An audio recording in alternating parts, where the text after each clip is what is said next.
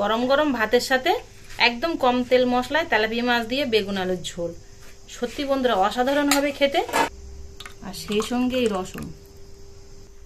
নমস্কার বন্ধুরা, সুপ্রিয়া কিচেন আবার আপনাদের সবাইকে স্বাগত জানাই। আপনাদের দাদা বাজার থেকে বেশ এরকম বড় বড় সাইজের দুটো তেলাপিয়া মাছ কিনে কেটে নিয়ে এসছে। তো আজকে মাছ দিয়ে রান্না করব। একটা মাছ দিয়ে রান্না হবে আর একটা এমনি সিম্পল রান্না হবে। তো এই মাছ দিয়ে রান্না করার জন্য কি কি সবজি নিয়েছি আপনাদের দেখাচ্ছি। এখানে নিয়েছি আলু, টমেটো, বেগুন। এই টমেটোগুলো কিন্তু আমার রসম বানাতে লাগবে।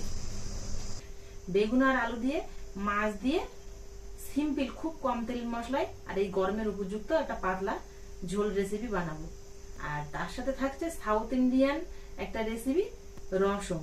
আর এই গরমের সময় কিন্তু রসমটাই খুবই ভালো লাগে খেতে, মুখের স্বাদটাই কিন্তু পাল্টে দেয়। তো আপনারা পুরো ভিডিওটা স্কিপ না করে প্রথমের থেকে শেষ পর্যন্ত দেখবেন, আশা করছি আপনাদের ভীষণ পছন্দ হবে। এই দুটো রেসিপি কিন্তু গরমের উপযুক্ত, খুব কম তেল মশলায়, আর দুপুরে গরম গরম ভাতের সময় খেতে কিন্তু দারুণ হবে। প্রথমে আগে আমি মাছটা ভাজতে বসিয়ে দেবো, তারপরে সবজিগুলো কেটে নেবো। দুটো মাছ কেটে এনেছি আর পুরো একদম দেখুন এক থালা হয়েছে। মাছটা ধুয়ে পরিষ্কার করে এনেছি। এবার মধ্যে লবণ আর হলুদ দিয়ে ভালো করে মাছটা মাখিয়ে নেব।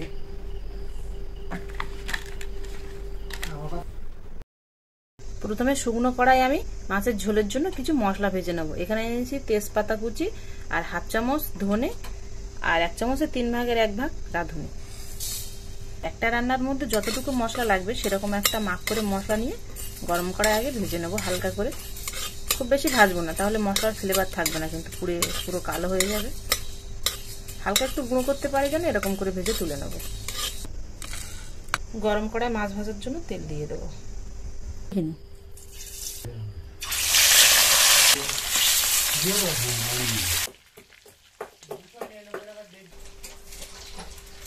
মাছগুলো ভাজতে ভাজতে সবজিগুলো কেটে নিই। ঝোলের জন্য তো বেগুন আলু একটু লম্বা লম্বা করে কাটবো।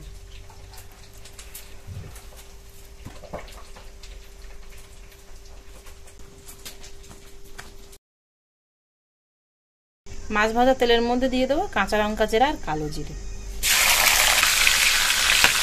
ধুয়ে কেটে রাখা আলু আর বেগুন একসাথে দিয়ে দেবো। সবজিটা এই অবস্থাতেই খুব ভালো করে কষিয়ে নেব, লবণ হলুদ ছাড়া। সবজিটা ভেজে নিয়েছি বেশ কিছুক্ষণ, 5-7 মিনিট ধরে। আর আলুগুলো দেখুন এরকম 90% সেদ্ধ হয়ে গেছে, আর বেগুনগুলো তো পুরো সেদ্ধ হয়ে গেছে।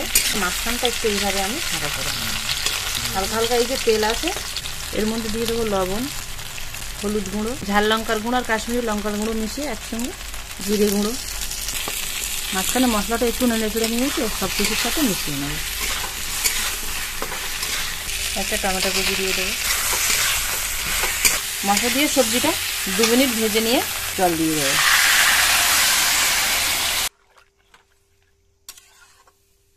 2 মিনিট ঢাকনা চাপা দিয়ে দেবো। 2 মিনিট পরে চাপাটা খুলে নিয়েছি, আর এরকম আলু সিদ্ধ হয়ে গেছে। এবার এর মধ্যে ভেজে রাখা মাছগুলো দিয়ে দেবো। ভেজে রাখা মাছটা দিয়ে কিন্তু আরও 2 মিনিট ফুটিয়ে নেব। 2 মিনিট ফুটিয়ে নিয়েছি মাছ দিয়ে। নামানোর আগে ভেজে গুঁড়ো করে রাখা মশলা দিয়ে দেবো। মাছের ঝোলটা হয়ে গেছে, এবার নামিয়ে নেব। বেগুন আলু মাছের ঝোলটা হয়ে গেছে। এবার রসুনটা বানিয়ে নেবো। তার জন্য আগে কিছু গোটা মশলা আলাদা করে ভেজে নেব। 1 চামচ জিরে, 10-15টা গোলমরিচ, কারি পাতা আর 3টে শুকনো লঙ্কা হালকা করে একটু ভেজে নেব। মশলাটা ভেজে নিয়েছি, তুলে নেব। সাদা তেল দিয়ে দেবো 1 চামচ, 2টো কাঁচা লঙ্কা। কাঁচা লঙ্কা থেকে ফ্লেভার ছাড়লে টমেটো গ্রেট করে ছাঁকনির সাহায্যে ছেঁকে নিয়েছি, টমেটো পিউরি দিয়ে দেবো। যতটা টমেটো পিউরি নিয়েছি তার 3 ভাগের 1 ভাগ নিয়ে নেব তেঁতুল জল দিয়ে দেবো। হলুদ গুঁড়ো, কাশ্মীরি লঙ্কার গুঁড়ো, লবণ।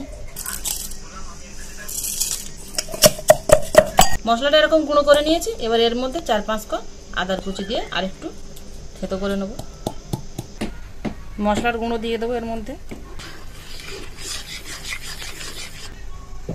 1 চিমটি পরিমাণ চিনি দিয়ে দেবো। হয়ে গেছে, নামিয়ে নেব। এর মধ্যে এবার তড়কা লাগাবো। আলাদা পাত্রে কিছুটা আমি সাদা তেল নিয়েছি। তেলটা গরম হয়ে গেলে 2টো শুকনো লঙ্কা দিয়ে দেবো, কারি পাতা আর 1 চিমটি পরিমাণ হিং। গরম করে নিয়েছি।